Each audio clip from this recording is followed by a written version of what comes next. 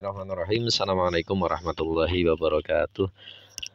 Anak-anakku sekalian, kita kembali lagi belajar daring. Semoga kalian tetap semangat dan semoga kita secepatnya bisa belajar lewat tatap muka dan semoga corona segera menghilang dari peredarannya dan kita selalu diberikan yang terbaik oleh Allah Subhanahu wa taala. Untuk itu, mari kita awali pertemuan kita kali ini dengan bacaan doa. Bismillahirrahmanirrahim. Radina billahi rabbil alamin. Islamidina wa Muhammadin nabiyya wa rasula. Rabbana zidna ilman nafi'a warzuqna fahman wasi'a waj'alna min ibadika sholihin. Rabbi shrah li sadri wa yassir li amri wahlul 'uqdatam min lisani yafqahu qawli. Wasi'a rabbika la syai'in ilma subhanaka la ilma lana illa ma 'allamtana innaka antal alimul hakim bi rahmatika ya arhamar rahimin. Anak-anakku, untuk pembelajaran kita kali ini berkisar tentang energi listrik ya. Tapi sebelum itu ada materi sisipan untuk kalian. Rasulullah Shallallahu Alaihi Wasallam bersabda, "An-nadhafatu minal iman," bahwa kebersihan itu adalah sebagian dari iman. Maka sebagai seorang muslim wajib bagi kita untuk menjaga kebersihan, baik itu kebersihan diri, kebersihan lingkungan, kebersihan rumah, dan lain-lain. Kebersihan diri mulai dari gosok gigi, mandi pakai sabun. Jangan sampai diri kita itu kotor, jangan sampai lingkungan kita kotor ya. Biasakan hidup bersih ya. An-nadhafatu minal iman, bahwa kebersihan itu adalah sebagian dari iman. Oke anak-anakku sekalian, kita ke materi. Sebelum kita ke energi listrik, ada sejarah penemunya ya. Ini adalah beliaunya adalah Michael Faraday, tokoh penemu arus listrik. Beliau lahir pada tahun 1791 di Newington, Inggris. Orang Inggris penemu listrik. Beliau berasal dari keluarga miskin dan hanya sebentar merasakan pendidikan di sekolah. Tapi dengan perjuangan keras dan semangat pantang menyerah, beliau dapat menghasilkan alat yang dapat menghasilkan gelombang elektromagnet. Gelombang elektromagnet ini adalah cikal bakal dari energi listrik. Anak-anakku sekalian, apakah energi listrik itu? Energi listrik adalah, kalian perhatikan di sini ada blender. Bisa bergerak apa enggak? Bisa berfungsi apa enggak kalau tanpa adanya listrik? Tentunya tidak. Lampu bisa nyala enggak kalau ada tanpa listrik? Tidak akan bisa nyala. Televisi bisa nyala enggak tanpa adanya listrik? Tidak akan bisa nyala. Nah, apakah energi listrik itu? Energi listrik adalah energi yang tersimpan dalam arus listrik. Ya, arus listrik ini satuannya ampere dan tegangan listrik dengan satuan volt. Dengan ketentuan konsumsi daya dengan satuan watt. Energi listrik ini digunakan untuk menggerakkan motor, menyalakan lampu, memanaskan, mendinginkan, atau diubah menjadi energi yang lain. Contoh dari energi listrik ke gerak, itu bisa kipas angin. Dari energi listrik ke panas, itu kulkas. Jadi energi listrik ke panas juga kompor listrik dan lain-lain. Magicom. Oke. Begitulah energi listrik ya. Terus bagaimana listrik itu sampai ke rumah kita? Yang pertama, ada pembangkit listrik. Pembangkit listrik ini adalah alat yang dibuat untuk menghasilkan energi listrik. Nah, hasilnya biasanya adalah 200 kV. Dari 200 kV ini diubah oleh trafo, step up, diubah menjadi berapa? 500 kV. Jadi di trafo ini listrik yang awalnya hanya 200 kV diubah menjadi 500 kV. Setelah dari trafo dibawa ke sutet, saluran udara tegangan ekstra tinggi, itu sutet. Nah, di situ tegangannya adalah 500 kilovolt ya. Setelah dari sutet dibawa ke trafo lagi. Di sini trafonya sifatnya bukan step up tapi step down, diturunkan dari 500 kilovolt diturunkan menjadi 150 kilovolt. Setelah itu dibawa ke SUT. Nah, ini ada SUT-nya. SUT itu saluran udara tegangan tinggi. Ada sutet, ada SUT. Kalau sutet itu saluran udara tegangan ekstra tinggi 500 kilovolt. Ada SUT, saluran udara tegangan tinggi yang tegangannya 150 kilovolt. Setelah dari SUT dibawa lagi ke trafo. Trafonya ini step down juga dari 150 kilovolt diturunkan menjadi 20 kilovolt. Nah, dari trafo ini diturunkan lagi. Nah, namanya trafo distribusi. Nah, trafo distribusi yang nomor 7 ini, yang kotak kecil warna kuning itu adalah trafo distribusi. Di situ fungsinya menurunkan dari tegangan 20 kilovolt diturunkan menjadi 220 volt. Nah, 220 volt ini baru bisa dikonsumsi oleh rumah-rumah. Jadi bayangkan, tegangan 220 volt itu sudah bisa membunuh atau bahkan membakar semuanya. Apalagi yang tegangan-tegangan yang sampai kilovolt. Nah, kilovolt itu artinya 1000 volt. Nah, bayangkan kalau 500 kilovolt berarti 500.000 volt. Nah, padahal yang di rumah-rumah kita itu 220 volt tegangannya itu sudah bisa membunuh kita ya. Jadi hati-hati dengan listrik. Nah, begitulah listrik sampai ke rumah kita, mulai dari pembangkit sampai rumah kita. Prosesnya begitu panjang, prosesnya begitu rumit. Oke. Sekarang kita akan mempelajari tentang rangkaian listrik ya.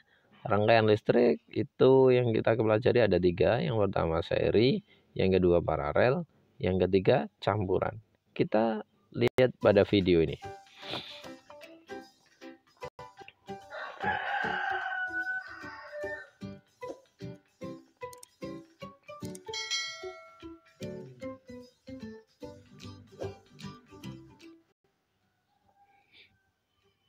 Rangkaian listrik adalah susunan dari komponen elektronika yang dihubungkan dengan sumber tegangan menjadi satu kesatuan. Berdasarkan mengalir tidaknya arus listrik, rangkaian listrik dibagi menjadi 2, yaitu rangkaian terbuka dan rangkaian tertutup.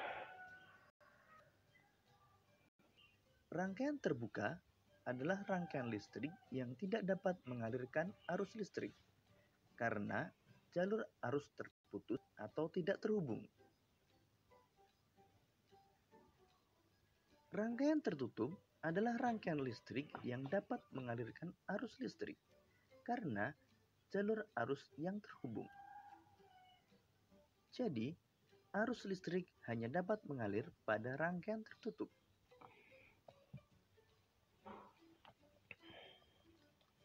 Arus listrik pada suatu rangkaian terjadi karena perpindahan elektron yang mengalir dari kutub negatif menuju kutub positif. Sebaliknya, arus listrik mengalir dari kutub positif menuju kutub negatif. Berdasarkan susunannya, rangkaian listrik dibagi menjadi rangkaian seri, rangkaian paralel, dan rangkaian campuran.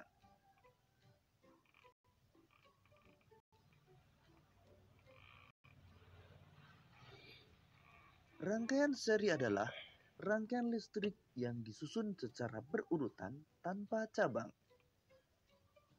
Berikut ini adalah rangkaian seri dengan menggunakan 2 lampu. Jika dinyalakan, kedua lampu akan menyala bersamaan. Dan jika satu lampu padam, maka lampu yang lain akan ikut padam. Kelebihan rangkaian seri membutuhkan kabel penghantar yang lebih sedikit dan biaya membuat rangkaian lebih murah. Sedangkan kekurangan rangkaian seri, jika salah satu lampu padam, maka lampu yang lain ikut padam. Dan nyala lampu tidak sama terang.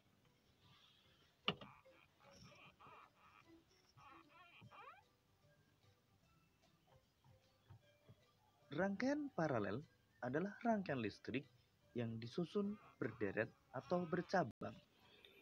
Berikut ini rangkaian paralel dengan menggunakan dua buah lampu.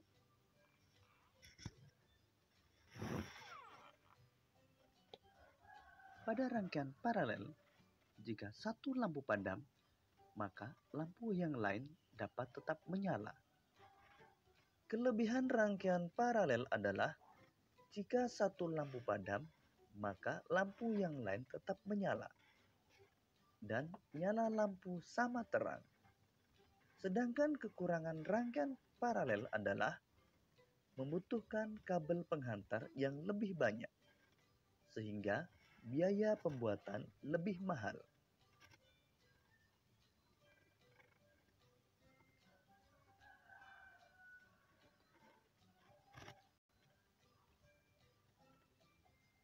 Rangkaian campuran adalah gabungan antara rangkaian seri dan rangkaian paralel. Pada rangkaian berikut ini, antara lampu 1 dengan lampu 2 disusun secara seri. Begitu juga antara lampu 3 dengan lampu 4 juga disusun secara seri. Sedangkan antara lampu 1 dan 2 dengan 3 dan 4 disusun secara paralel. Jika pada rangkaian tersebut lampu 3 padam, maka yang ikut padam adalah lampu 4. Karena lampu 3 dan 4 disusun secara seri. Sedangkan lampu 1 dan 2 akan tetap menyala. Karena lampu 1 dan 2 disusun secara paralel dengan lampu 3. Untuk lebih memahami tentang rangkaian listrik, perhatikan rangkaian berikut ini. Berikut ini merupakan rangkaian campuran yang menggunakan 3 buah lampu dan 3 buah saklar. Antara lampu B dengan lampu C disusun secara seri.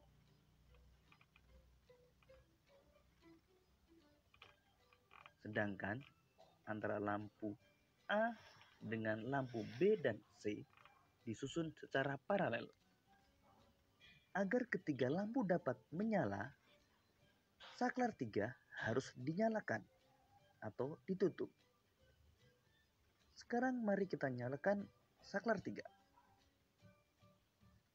Kemudian kita akan menyalakan lampu B dan lampu C.